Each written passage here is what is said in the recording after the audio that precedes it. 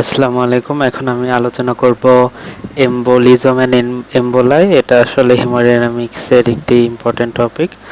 তো থ্রম্বাসের সাথে আসলে এম্বোলাইয়ের একটি সম্পর্ক আছে। তো এম্বোলাই কাকে বলে? এম্বোলাই হচ্ছে এখানে একটি থ্রম্বাস ফর্মেশন হলো, ঠিক আছে? শুধু থ্রম্বাস না, দেখা যাচ্ছে একটা প্যারাসাইট বা একটি টিউমার, এইগুলো ব্লাড ভেসেলসের মাধ্যমে আরেক জায়গায় চলে গিয়ে ওইখানে যদি অবস্ট্রাকশন তৈরি করে থাকে, ওটাকে ইউজুয়ালি এম্বোলাই বলা হয়ে থাকে। মানে এম্বোলাইটা হচ্ছে এক জায়গায় তৈরি হচ্ছে, ব্লাডের মাধ্যমে আরেক জায়গায় গিয়ে ওইখানে অবস্ট্রাকশন তৈরি করতেছে। তো এম্বোলাইয়ের ডেফিনেশন কি? এম্বোলাইয়ের ডেফিনেশন হচ্ছে এম্বোলাই is a dislodged intravascular solid, semi-solid or liquid mass which carried by the blood from its point of origin to a distant site where it causes tissue infection and dysfunction. Usually এটা অন্য কোনো অর্গানে গিয়ে ওইখানে infection তৈরি করতে পারে বা ডিসফাংশনও তৈরি করতে পারে। এবার আসে হচ্ছে ইম্বোলিজম। ইম্বোলিজম হচ্ছে এম্বোলাই তৈরি হওয়ার যে প্রসেসটা, ওই প্রসেসটাকে বলা হয় এম্বোলিজম। এবার আসে থ্রম্বো এম্বোলাই। থ্রম্বো এম্বোলাই বা থ্রম্বো এম্বোলিজম হচ্ছে একটি থ্রম্বাস ফর্মেশন হবে। এই থ্রম্বাসটাই ব্লাড ভেসেলসের মাধ্যমে আরেক অর্গানে গিয়ে এম্বোলাই ফর্মেশন করবে। মানে formation of thrombus and is embolisation, এটা হচ্ছে থ্রম্বো এম্বোলাই। এবার হচ্ছে ক্যারেক্টার, ঠিক আছে? আমাদের যেই সব এম্বোলাই ফর্মেশন হয় তার কিছু ক্যারেক্টার আছে। তো ক্যারেক্টার হচ্ছে বেশিরভাগ এম্বোলাই হচ্ছে ডিসলস্ট থ্রম্বাই, বেশিরভাগ এম্বোলাই হচ্ছে থ্রম্বাস থেকে ফর্মেশন হয়।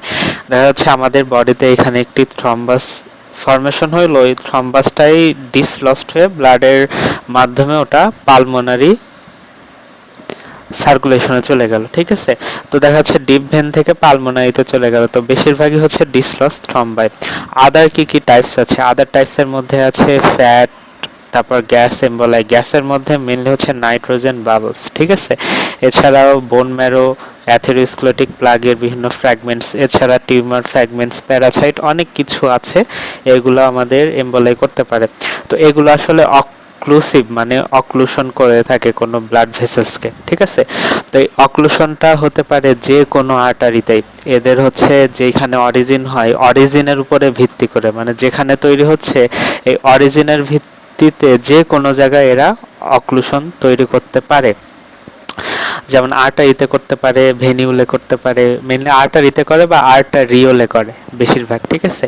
তো এছাড়াও এদের যে অক্লুশন বা সিভিয়ারিটি, মানে একটা এম্বোলাই যদি অক্লুশন তৈরি করে তাহলে ওইখানে ইনফ্রাকশন তৈরি হবে, ঠিক আছে?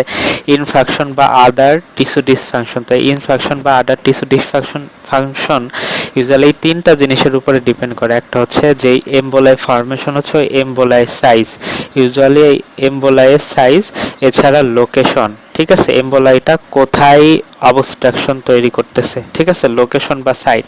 অপরদিকে হচ্ছে যেই ব্লাড ভেসেলসে ওটা অবস্ট্রাক্ট করতেছে ওই ভাস্কুলার বেডের ক্যারেক্টার, ভাস্কুলার বেডটা কেমন।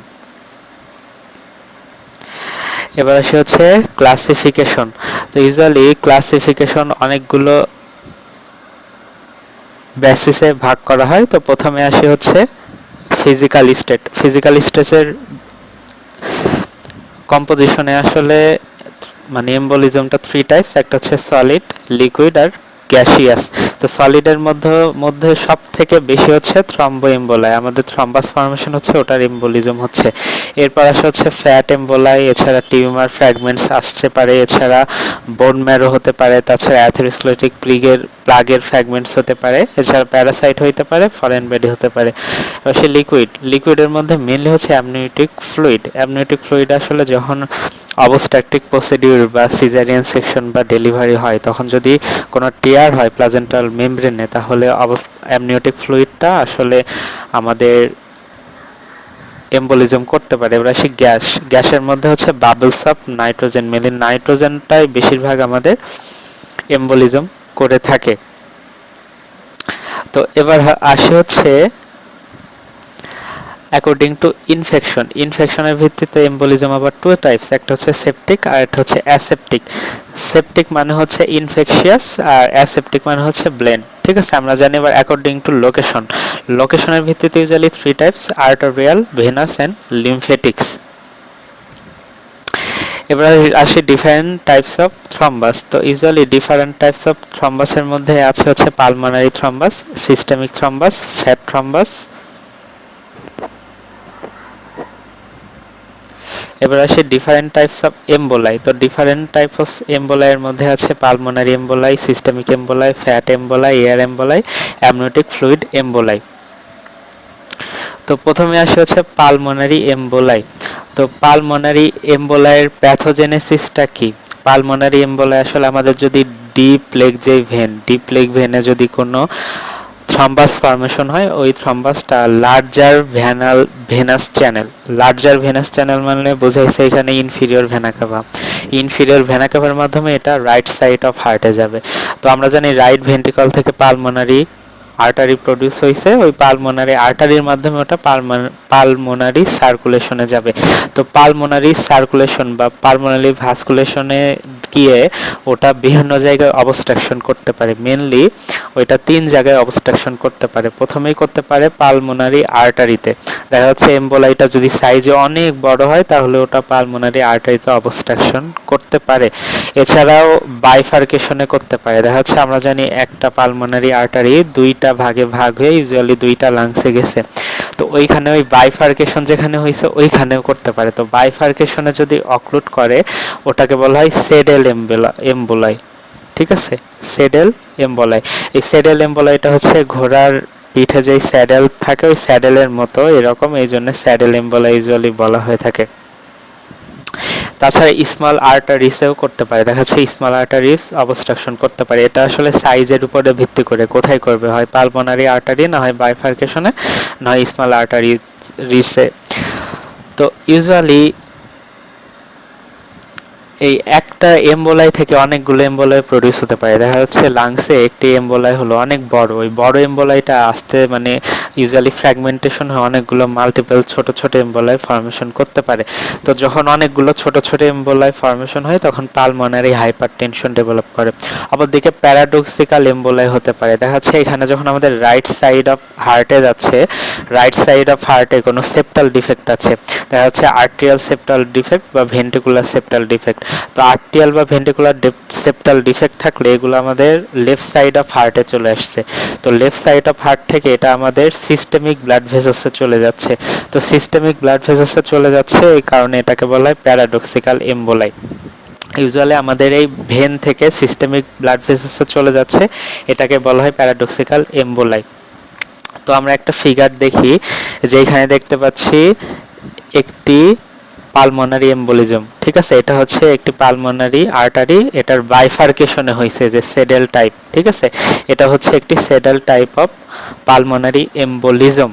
এটা ইউজুয়ালি আমাদের ডিপ ভেনাস থ্রম্বাস থেকে আসছে। এটা ইউজুয়ালি আমাদের যে ব্রাঞ্চ তৈরি হচ্ছে, ব্রাঞ্চিং বা বাইফার্কেশন, ওইখানে প্রডিউস হয়েছে। তো এবার আসে হচ্ছে clinical effect of pulmonary embolism. তো আমাদের পালমোনারি এমবোলিজমের ক্ষেত্রে 60 to 80% ক্ষেত্রেই এমবোলিজমটা অনেক ছোট থাকে। ঠিক আছে, স্মল এমবোলাই থাকে।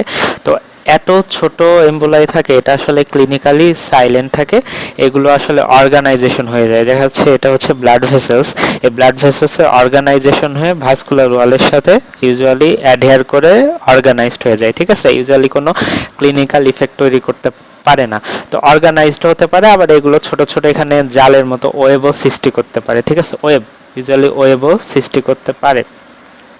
এবার এটা যদি 60% পালমোনারি ভাস্কুলেচারকে অবস্ট্রাকশন করে দেয় তাহলে সাডেন ডেথ হতে পারে। ঠিক আছে, সাডেন ডেথ হতে পারে কিভাবে? কোর পালমোনারির মাধ্যমে সাডেন ডেথ হতে পারে। তো কোর পালমোনারি হচ্ছে ইউজুয়ালি আমাদের লাংসের জন্য রাইট হার্ট ফেইলার হচ্ছে। ঠিক আছে, ইউজুয়ালি রাইট হার্ট ফেইলার হয়ে কোর পালমোনারি হয়ে সাডেন ডেথ হতে পারে। এছাড়াও কার্ডিওভাস্কুলার ক্লপস হয়ে সাডেন ডেথ হতে পারে। তো ইউজুয়ালি দেখা যাচ্ছে এই 60% অবস্ট্রাক্ট করলে সেটা অনেক সিভিয়ার। তো এটা যদি মিডিয়াম সাইজ আর্টারিকে অবস্ট্রাকশন করে থাকে, মিডিয়াম সাইজ আর্টারিকে অবস্ট্রাকশন করলে ইউজুয়ালি হেমোরেজ হয়, ঠিক আছে, পালমোনারি হেমোরেজ, কোনো ইনফেকশন হয় না, শুধুমাত্র পালমোনারি হেমোরেজ হবে। কেন ইনফেকশন হয় না? কারণ আমরা জানি হচ্ছে আমাদের লাংসে দুইটা আর্টারি সাপ্লাই দেয়, একটা হচ্ছে ব্রঙ্কিয়াল আর্টারি, একটা হচ্ছে পালমোনারি আর্টারি। তো পালমোনারি যে মিডিয়াম সাইজ আর্টারি ওটা হচ্ছে অবস্ট্রাকশন হয়ে গেল, তাহলে আমাদের তো ব্রঙ্কিয়াল আর্টারি এখনো ইনট্যাক্ট, ওটা আসলে আমাদের ব্লাড সাপ্লাইটা দিতে থাকে। তো দেখা যাচ্ছে আমাদের এই মিডিয়াম সাইজ আর্টারিকে অবস্ট্রাকশন করে দিয়েছে, সাথে হচ্ছে আমাদের লেফট হার্টেও কোনো সমস্যা আছে, লেফট হার্ট ইনসাফিসিয়েন্সি আছে, তাহলে তার ইনফেকশন ডেভেলপ করতে পারে। আর মিডিয়াম সাইজ আর্টারিতে এরা আসলে যে ভাস্কুলার ইনজুরি করে থাকে, ঠিক আছে, ভাস্কুলার ইনজুরি করে বলে ইউজুয়ালি হেমোরেজ হয়ে থাকে। যদি এরা স্মল এন্ড আর্টারিতে অবস্ট্রাকশন করে থাকে, তো স্মল এন্ড আর্টারিতে অবস্ট্রাকশন করলে ইনফেকশন হবে, ঠিক আছে, ইনফেকশন তৈরি হয়, এছাড়া হেমোরেজও হতে পারে, মেনলি ইনফেকশন হয়।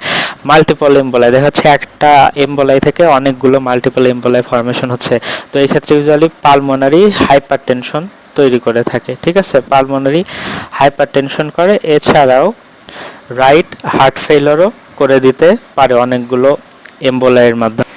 এবার আসে হচ্ছে সিস্টেমিক এমবোলাই। তো ইউজুয়ালি সিস্টেমিক এমবোলাইয়ের সোর্স বা প্যাথোজেনেসিস, সিস্টেমিক এমবোলাইয়ের মধ্যে যে 80%ই আসলে আমাদের হার্ট থেকে আসে, মেনলি ইন্টাকার্ডিয়াল মুরাল থ্রম্বাই, আর 20% আসে হচ্ছে হার্ট বাদে আর্টারি থেকে, আর্টারিয়াল, এছাড়া ভেজিটেশন থেকে আসতে পারে, আর প্যারাডক্সিক্যালও আসতে পারে। তো ইউজুয়ালি সিস্টেমিক এমবোলাই যে ইন্টাকার্ডিয়াল মুরাল থ্রম্বাই, ওই মুরাল থ্রম্বাইয়ের মধ্যে ভেন্ট্রিকল থেকে আসে ইউজুয়ালি 2/3, ঠিক আছে। আমাদের ভেন্ট্রিকলে যদি কোনো ইনফেকশন হয়, তাহলে ভেন্ট্রিকলে যে থ্রম্বাস ফর্মেশন হয়, ওই থ্রম্বাসটা আসলে আমাদের এমবোলাই করতে পারে সিস্টেমিক।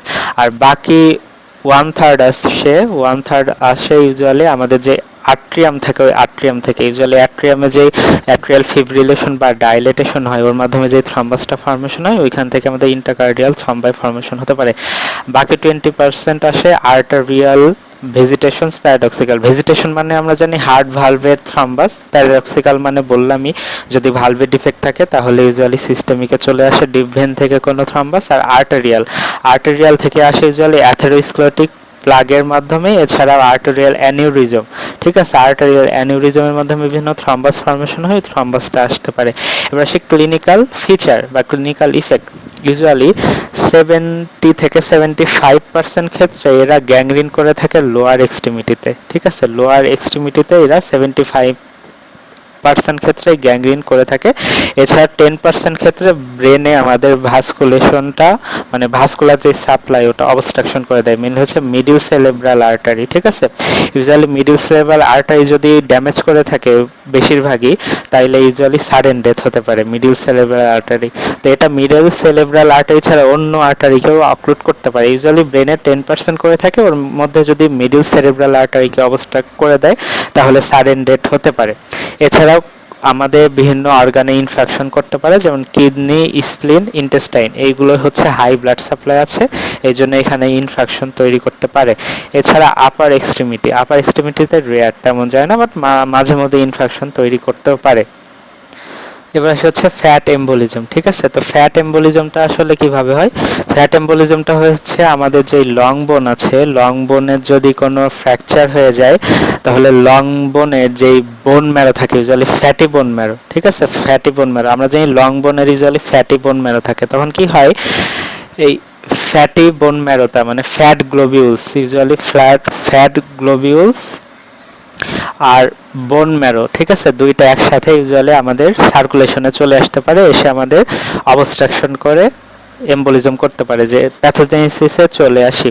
তো প্যাথোজেনেসিস হচ্ছে ফ্র্যাকচার অফ লং বোন, ইউজুয়ালি যেসব বোনে ফ্যাটি বোন ম্যারো থাকে, বা আমাদের সফট টিস্যু যদি ইনজুরি হয় বা ট্রমা হয় অথবা বার্ন হয়, তাহলে ফ্যাট আমাদের সার্কুলেশনে চলে আসতে পারে। কিভাবে? সাইনোসয়েডের মাধ্যমে অথবা ভেনুল। দেখা যাচ্ছে আমাদের বোন ম্যারো যদি ফ্র্যাকচার হয়, তাহলে আমাদের সাইনোসয়েডও কিন্তু রাপচার হয়ে যাচ্ছে, তাই না, ভেনিউল হতে পারে, এর মাধ্যমে আমাদের ব্লাড ভেসেলসে চলে আসতে পারে। তো যখন ব্লাড ভেসেলসে আসে তখন fat globules plus bone marrow দুইটা একসাথেই আসে।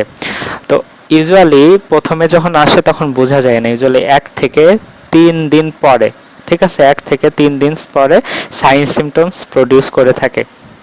তো এর ক্লিনিক্যাল সিমটমস কি, মানে ক্লিনিক্যাল ফিচারগুলো কি কি? ইউজুয়ালি অ্যাসিমটোমেটিক থাকতে পারে 90 থেকে 90% ক্ষেত্রে, ঠিক আছে, 90 থেকে 99% ক্ষেত্রে আসলে অ্যাসিমটোমেটিক থাকতে পারে।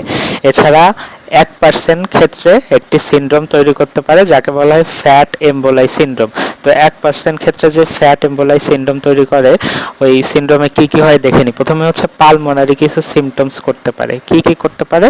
ডিসনিয়া করতে পারে, ঠিক আছে, ডিসনিয়া করতে পারে। তারপর হচ্ছে ট্রাকিপেনিয়া করতে পারে, ঠিক আছে। এবার হচ্ছে নিউরোলজিক্যাল কি কি? ইরিটেবিলিটি করতে পারে, তারপর রেস্টলেসনেস, তারপরে ডেলুরিয়াম, ঠিক আছে, এইগুলো ইউজুয়ালি করে থাকে। এবার সেই থ্রম্বোসাইটোপেনিয়া অ্যানিমিয়া কি হয় আমাদের যখন এই আমার বোনস থেকে কোনো ফ্যাট গ্লোবিউলস যখন আমাদের এই ব্লাড ভেসেলসের মধ্যে চলে আসে, ঠিক আছে, তখন আমাদের ব্লাডের মধ্যে যে আরবিসি থাকে এবং যেই প্লাটিলেট থাকে ওইগুলো ফ্যাট গ্লোবিউলসের সাথে ইনকর্পোরেট করে এখানে গেদার হয়ে যায়, যার কারণে আমাদের ব্লাডে আলটিমেটলি প্লাটিলেট এবং আরবিসির পরিমাণ কমে যায়। তখন আমাদের থ্রম্বোসাইটোপেনিয়া এবং অ্যানিমিয়া ডেভেলপ করতে পারে। তো যখন আমাদের প্লাটিলেট কমে যায় তখন আমাদের পেটিসিয়াল হেমোরেজও ডেভেলপ করে। তো ইউজুয়ালি আমাদের যে ফ্যাট এম্বোলাইটা ফর্মেশন হচ্ছে, এই ফ্যাট এম্বোলাইটা আসলে দুইভাবে মেকানিক্যাল ইফেক্ট তৈরি করে। একটা হচ্ছে মেকানিক্যাল অবস্ট্রাকশন, আমরা এখানে দেখতে পাচ্ছি মেকানিক্যাল অবস্ট্রাকশন তৈরি করতে পারে। অপরদিকে যেহেতু এখানে বিভিন্ন ফ্যাট গ্লোবিউলস থাকে, এখান থেকে বিভিন্ন ফ্রি ফ্যাটি অ্যাসিড রিলিজ হয়, ঠিক আছে। তো এই ফ্রি ফ্যাটি অ্যাসিডগুলো কি করে? এই ফ্রি ফ্যাটি অ্যাসিড আসলে যে এন্ডোথিলিয়াম থাকে এন্ডোথিলিয়ামের টক্সিক ইনজুরি করে দেয়। তো এন্ডোথিলিয়ামের টক্সিক ইনজুরি যখন করে দেয়, এন্ডোথিলিয়াল ইনজুরি হলে আমরা জানি ডাব্লিউবিসি অ্যাক্টিভেটেড হয়ে অ্যাগ্রিগেটেড হতে পারে। এছাড়া প্লাটিলেট এসেও অ্যাগ্রিগেটেড হয়ে প্লাটিলেট প্লাক ফর্মেশন করতে পারে। তো আলটিমেটলি ডাব্লিউবিসি এবং প্লাটিলেট মিলেও একটি প্লাটিলেট প্লাক বা এম্বোলাইটা অনেক বড় করে ফেলতেছে, ঠিক আছে। আলটিমেটলি এইভাবে এম্বোলাইটা অনেক বড় হয়ে যাচ্ছে। তো একটা ফিগার দেখলে বুঝতে পারবো। এখানে দেখতে পাচ্ছি যে এইগুলো হচ্ছে ফ্যাট গ্লোবিউলস, ঠিক আছে। এইটা হচ্ছে বোন ম্যারো, একটি মানে ফ্যাট এম্বোলিজম, এটা হচ্ছে একটি ফ্যাট এম্বোলাই। তো এটা হচ্ছে বোন ম্যারো হিমোপয়েটিক সেল, এর সাথে যে ফ্যাট গ্লোবিউলস এগুলো, ঠিক আছে, এই জন্য এটা ফ্যাট গ্লোবিউলস। যে বোন ম্যারো এম্বোলিজম হচ্ছে ইন দ্য পালমোনারি সার্কুলেশন, এইখানে ইউজুয়ালি হিমোপয়েটিক সেল থাকতেছে আর কিছু ক্লিয়ার ভ্যাকিউলস অফ ম্যারো ফ্যাটে যে ফ্যাট সেল দেখা যাচ্ছে, ঠিক আছে। এবার আসে হচ্ছে এয়ার এম্বোলিজম, ঠিক আছে। তো এয়ার এম্বোলিজম আসলে আমাদের ব্লাড ভেসেলসে যদি কোনো এয়ার ঢুকে যায়, ওই এয়ারগুলো হচ্ছে বিভিন্ন বাবলস ফর্মেশন করতে পারে। তো এই বাবলসগুলো আসলে ইউজুয়ালি ফ্রোদি বাবলস হয়, ঠিক আছে, ফ্যানের মতো। তো এই ফ্রোদি বাবলসগুলো আসলে সার্কুলেশনকে অবস্ট্রাকশন করে আমাদের এম্বোলিজম করতে পারে। তো কোন কোন ক্ষেত্রে ইউজুয়ালি যায়? প্রথমে হচ্ছে অবস্ট্রাকটিভ প্রসিডিউর, মানে ইউজুয়ালি ডেলিভারি বা সিজারিয়ান সেকশনের ক্ষেত্রে যাইতে পারে। এছাড়া আমাদের চেস্ট ওয়াল ইনজুরি বা ডিকম্প্রেশন সিকনেস, ইউজুয়ালি তিনটা ক্ষেত্রে সব থেকে বেশি এয়ারটা আমাদের সিস্টেমিক সার্কুলেশনে চলে আসতে পারে। কি কি ক্ষেত্রে? অবস্ট্রাকটিভ প্রসিডিউর, চেস্ট ওয়াল ইনজুরি, ডিকম্প্রেশন সিকনেস। তো এই তিনটা হচ্ছে ইউজুয়ালি এয়ার এম্বোলিজমের মেজর কজ, ঠিক আছে। এয়ার এম্বোলিজমের মেজর কজ হচ্ছে এই তিনটা। তাছাড়া আরও কিছু কজ আছে, যেমন হচ্ছে ল্যাপারোস্কোপিক প্রসিডিউর। ইউজুয়ালি যখন ল্যাপারোস্কোপি করা হয় তখন ওই ল্যাপারোস্কোপির মাধ্যমে কিছু এয়ার আমাদের সিস্টেমিক সার্কুলেশনে চলে আসতে পারে অসতর্কতার জন্যে। ইউজুয়ালি অবস্ট্রাকটিভ প্রসিডিউর, চেস্ট ওয়াল ইনজুরি, ডিকম্প্রেশন সিকনেসের মাধ্যমে যখন আমাদের গ্যাসটা আমাদের সার্কুলেশনে চলে আসে তখন এরা গ্যাস বাবল ফর্মেশন করে, ইউজুয়ালি ফ্রোদি গ্যাস বাবল, যার কারণে আমাদের সার্কুলেশনকে অবস্ট্রাকশন করে দেয়। এটা ইউজুয়ালি একটি থ্রম্বাসের মতো কাজ করে। তো ইউজুয়ালি আমাদের ল্যাপারোস্কোপিক প্রসিডিউরের মাধ্যমে ইউজুয়ালি চলে আসতে পারে। এছাড়া আরও অনেক সিজারিয়ান সেকশন ছাড়াও আরও অনেক সার্জারির মাধ্যমে আসতে পারে, ঠিক আছে। তো এটা আসলে গ্যাসের অ্যামাউন্টের উপরে ডিপেন্ড করে। যেমন হচ্ছে আমাদের নিউরো সার্জারি বা করোনারি আর্টারি সার্জারি, এই নিউরো সার্জারি বা করোনারি আর্টারি সার্জারির সময় যদি স্মল অ্যামাউন্ট অফ এয়ারও ঢুকে তাও আমাদের ইউজুয়ালি এই এম্বোলিজম হয়ে পেশেন্ট ডেথ হয়ে যাইতে পারে। বাট পালমোনারি কোনো এম্বোলিজমের ক্ষেত্রে 100 সিসি পর্যন্ত কোনো ইফেক্ট তৈরি করে না। 100 সিসি বা তার বেশি হলে ইউজুয়ালি পালমোনারি এম্বোলিজম তৈরি করে থাকে এয়ারটা। তো এবার আসি ক্লিনিক্যাল ইফেক্ট, ঠিক আছে। ইউজুয়ালি 100 সিসি না, 100 সিসির বেশি হতে হবে অলওয়েজ। 100 সিসি পর্যন্ত ইউজুয়ালি আমাদের কোনো সমস্যা করে না, 100 সিসির বেশি হলে ইউজুয়ালি পালমোনারি এম্বোলিজম করতে পারে কোনো ইয়ার। এবার সে ক্লিনিক্যাল ফিচার হচ্ছে চক্স করতে পারে। তো চক্স জিনিসটা কি? চক্স হচ্ছে ইউজুয়ালি আমাদের পালমোনারি সার্কুলেশনে হয়ে থাকে, মানে আমাদের পালমোনারি আসলে ইডিমা করে, হেমোরেজ করে এবং এমফাইসিমা করে, ঠিক আছে? Oedema, haemorrhage, emphysema. তো ইডিমা, হেমোরেজ, এমফাইসিমাকে একসাথে বলা হয় চক্স। ইডিমা, হেমোরেজ, এমফাইসিমা ইউজুয়ালি করে থাকে। তো এমফাইসিমা ছাড়াও এগুলো আসলে, তো এবার হচ্ছে ব্রেনে ইউজুয়ালি কি করে? ব্রেনে হচ্ছে কোমা প্রডিউস করতে পারে, এছাড়াও ডেথও হইতে পারে।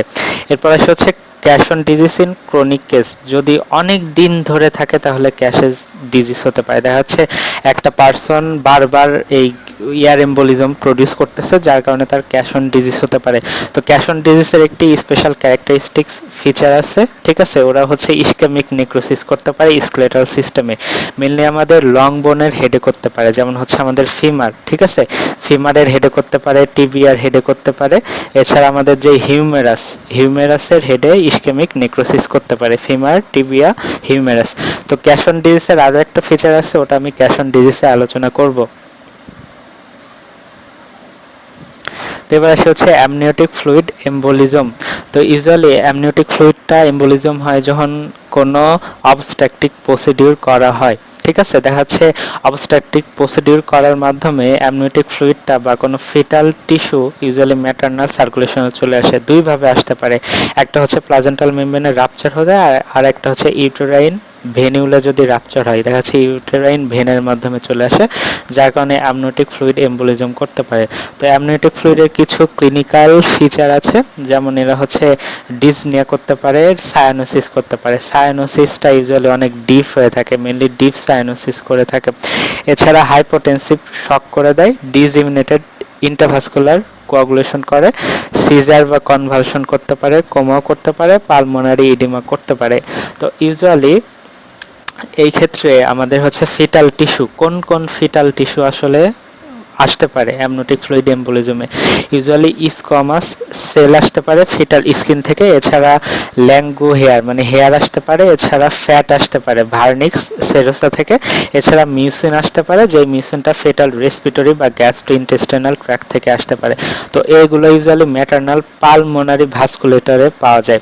তো এছাড়া ফিব্রিনও পাওয়া যাইতে পারে, ঠিক আছে? ফিব্রিন থ্রম্বাই, কারণ ডিসইমিনেটেড ইন্টারভাস্কুলার কোয়াগুলেশন হচ্ছে, আগে বলেছি, এর একটি ক্লিনিক্যাল ফিচার, তাই না? ক্লিনিক্যাল ফিচার হচ্ছে ডিসইমিনেটেড ইন্টারভাস্কুলার কোয়াগুলেশন। তো ডিসইমিনেটেড ইন্টারভাস্কুলার কোয়াগুলেশনে আসলে হচ্ছে ফিব্রিন থ্রম্বাই প্রডিউস হতে পারে। এরা পালমোনারি এডিমা করার সাথে সাথে ডিফিউজ অ্যালভিওলার ড্যামেজও করে দেয়, অ্যালভিওলার ড্যামেজও করতে পারে। এখানে দেখতে পাচ্ছি অ্যামনিওটিক ফ্লুইড এম্বোলিজম, ঠিক আছে? এখানে ইউজুয়ালি দুইটা পালমোনারি আর্টারি, এটা হচ্ছে একটা পালমোনারি আর্টারি, এটা একটা পালমোনারি আর্টারি, এখানে এম্বোলিজম ফর্মেশন হয়েছে। তো এগুলো ইউজুয়ালি ল্যামিনেটেড এম্বোলাই, ঠিক আছে? ইউজুয়ালি এগুলো বিভিন্ন ল্যামিনেটেড ফ্যাটাল স্কোয়ামাস সেল, ঠিক আছে? মানে ফ্যাটাল স্কোয়ামাস সেল ল্যামিনেটেড হয়ে এখানে এম্বোলিজম ফর্মেশন করেছে। এছাড়া বিভিন্ন অর্গানাইজড থ্রম্বাইও দেখা যায় ডিসইমিনেট ইন্টারভাস্কুলার কোয়াগুলেশনে, ঠিক আছে? অর্গানাইজড থ্রম্বাইও দেখা যাচ্ছে, যে এগুলো থ্রম্বাই দেখা যাচ্ছে। যাই হোক, এবার আসে ক্যাশন ডিজিজ। তো ক্যাশন ডিজিজের আর একটা নাম হচ্ছে ডিকম্প্রেশন সিকনেস। তো ইউজুয়ালি ক্যাশন ডিজিজ কেন নামকরণ করা হয়েছে?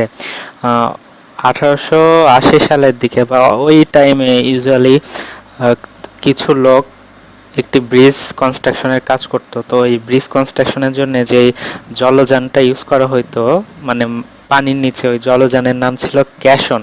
ওই ক্যাশনের যে জাহাজ, ওই পানির যেই ডুবো জাহাজ, ওই ক্যাশনের নাম থেকেই আসছে এই ক্যাশন ডিজিজ। কারণ ওই শ্রমিকরা যখন পানির নিচে গিয়ে কাজ করতো তখন তাদের এই সিমটমসগুলো দেখা যায়, তো তারপরে নাম হয়েছে ক্যাশন ডিজিজ। তো যার আরেকটা নাম ডিকম্প্রেশন সিকনেস। তো প্যাথোজেনেসিসে চলে আসি। ইউজুয়ালি কোনো ডিপসি ড্রাইভার, ঠিক আছে? ডিপসি ড্রাইভার বা কোনো ডিপসি কনস্ট্রাক্টর ওয়ার্কার যদি ইউজুয়ালি ডিপ ওয়াটারে কোনো কাজ করে, ঠিক আছে? এছাড়াও যদি কোনো প্লেনে যদি মানে প্রেশারাইজেশনের কোনো সিস্টেম ঠিক মতো না থাকে, দেখা যাচ্ছে অনেক উপরে উঠলো, ওইখানে প্লেনের যে অ্যাটমসফেরিক প্রেশার, এই প্রেশারটা ঠিক মতো অ্যাডজাস্ট করা নাই। তো এই ক্ষেত্রেও তাদের হতে পারে। মেনলি ডিপ সি ড্রাইভার্স এবং ডিপ সি কনস্ট্রাকশন ওয়ার্কার্সরা যখন হচ্ছে হাই অ্যাটমসফেরিক প্রেসারে কাজ করে পানির নিচে, তখন ওই হাই অ্যাটমসফেরিক প্রেসারের জন্য কি হয়, usually oxygen, carbon die oxide, nitrogen এবং কিছু হিলিয়াম, ঠিক আছে, এইগুলো অনেক প্রেসারের মাধ্যমে ব্লাডের যে ব্লাড ফ্লো থাকে, ফ্লুইড থাকে, ওই ব্লাডের ফ্লুইডের সাথে ডিজলভ হয়ে যায়, ঠিক আছে, ইউজুয়ালি ডিজলভ হয়ে যায়। তো একটা প্রেসারে ডিজলভ হয়ে গিয়েছে, তো যখন সে সাডেনলি ওই প্রেসারাইজ স্টেট থেকে পানির উপরে চলে আসে, তখন ডিকম্প্রেশনের সৃষ্টি হয়, মানে প্রেসারটা ইউজুয়ালি কমে যায়। তো যখন ডিকম্প্রেশনের সৃষ্টি হয়, তখন ওই যেই ডিজলভ গ্যাস বাবলস, মানে গ্যাস ছিল oxygen, carbon dioxide, nitrogen, helium, ওইগুলো ইউজুয়ালি রিলিজ হয়, ঠিক আছে, ব্লাড থেকে রিলিজ হয় গ্যাস বাবলস আকারে। তো ইউজুয়ালি গ্যাস বাবলস আকারে যেই সব গ্যাস রিলিজ হয়, এর মধ্যে অক্সিজেন এবং কার্বন ডাইঅক্সাইড সাথে সাথেই ডিজলভ হয়ে যায়। বাট যেটা হচ্ছে নাইট্রোজেন, ওই নাইট্রোজেনটা ডিজলভ হয় না, ওটা হচ্ছে আরও কুণ্ডলী পাকায় আরও বড় হয়ে গ্যাস বাবলস হিসেবে থ্রম্বাসের মতো এম্বোলিজম করে থাকে, ঠিক আছে, এম্বোলিজম করে থাকে। এটাকে বলা হয় ক্যাশন ডিজিজ বা ডিকম্প্রেশন সিকনেস। তো ডিকম্প্রেশন সিকনেসের প্যাথোজেনেসিসটা আবার বলি, সেটা হচ্ছে ডিপসি ড্রাইভার বা ডিপসি কনস্ট্রাকশন ওয়ার্কার যদি কোনো পানির নিচে কোনো ওয়ার্ক করে থাকে, ওইখানে হাই অ্যাটমসফেরিক প্রেশার, তো হাই অ্যাটমসফেরিক প্রেশারের জন্য ওইখানে ওদের শরীরের অক্সিজেন, কার্বন ডাইঅক্সাইড, নাইট্রোজেন বা হিলিয়াম, এইগুলা ব্লাডের যে ফ্লুইড ওর সাথে ইউজুয়ালি ডিজলভ হয়ে যায়। তো ডিজলভ হয়ে যাওয়ার পরে তখন ওই নাবিকটা যখন হচ্ছে ইউজুয়ালি সাডেনলি পানির উপরে চলে আসে, তখন ডিউ টু সাডেন ডিকম্প্রেশন ওই গ্যাসগুলো বাবলস আকারে ব্লাডের মধ্যে রিলিজ হয়। তো যখন রিলিজ হয়, অক্সিজেন এবং কার্বন ডাইঅক্সাইডের বাবলসগুলো সহজেই ইউজুয়ালি ডিজলভ হয়ে, মানে সহজেই ইউজুয়ালি ওইগুলো আবার অ্যাবজর্ব হয়ে যায়, ঠিক আছে। তো নাইট্রোজেনটা আসলে সহজে অ্যাবজর্ব হতে পারে না, ওইগুলো কোয়ালেজ হয়ে অনেক বড় হয়ে যায়, আলটিমেটলি এম্বোলিজম করে থাকে। তো ক্লিনিক্যাল ফিচারের সব থেকে ইম্পর্টেন্ট ফিচার হচ্ছে বেন্ডস, ঠিক আছে। তো বেন্ডস জিনিসটা কি, বেন্ডস ইউজুয়ালি মাসেল এবং জয়েন্টস, ঠিক আছে, জয়েন্টসে যেসব টিস্যু সাপোর্ট দিয়ে থাকে, জয়েন্ট টিস্যু মেনলি, ওইখানে অনেক পেইনফুল কন্ডিশনের সৃষ্টি হয়। ইউজুয়ালি মানে বেন্ডসে মাসেল এবং জয়েন্টে যেসব সাপোর্টিং টিস্যু থাকে, ওইখানে অনেক পেইনফুল কন্ডিশন সৃষ্টি হয়। এই কারণে ক্যাশন ডিজিজ যার হয়, সে ইউজুয়ালি বেন্ডস করে ফরওয়ার্ড হিসেবে বেন্ডস মুভমেন্ট করে বসে থাকে, এই জন্য এটাকে বলা হয় বেন্ডস। এটা আসলে ওই সময়ে কিছু ফ্যাশন শো করে থাকতো, কিছু মহিলারা এমন বেন্ডস করে ফ্যাশন করে থাকতো, আসলে এই জন্য এটার নাম হয়েছে বেন্ডস। এছাড়া আরও কিছু ক্যারেক্টারিস্টিক ফিচার আছে, এগুলো নর্মালি এয়ার এম্বোলিজমে যেসব করে থাকে, যেমন হচ্ছে চক্স করে থাকে, চক্সে হচ্ছে পালমোনারি ইডিমা হয়, হেমোরেজ হয়, এমফাইসেমা হয়, এছাড়া ব্রেনে কোমা করতে পারে, ডেড করতে পারে। এছাড়া ক্রনিক কেজে মানে ক্যাশন ডিজিজে আরও একটা ফিচার হয়, ইসকেমিক নেক্রোসিস হয়।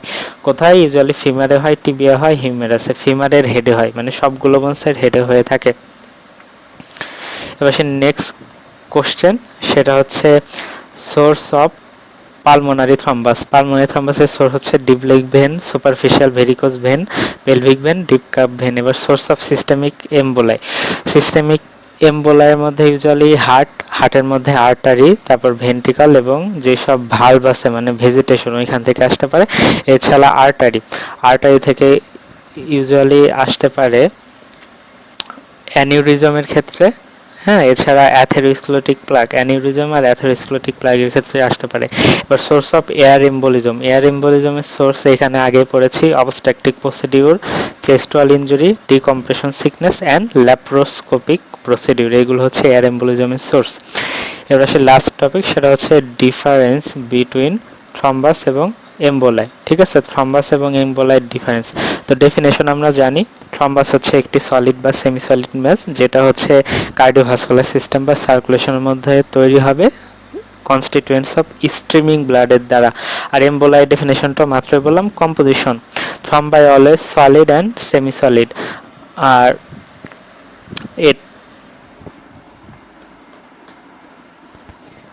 কম্পোজিশন থ্রম্বাস হচ্ছে ইউজুয়ালি স্ট্রিমিং ব্লাডের যে কম্পোজিশন থাকে ওইখান থেকে ওই কম্পোজিশন নিয়ে তৈরি হয়।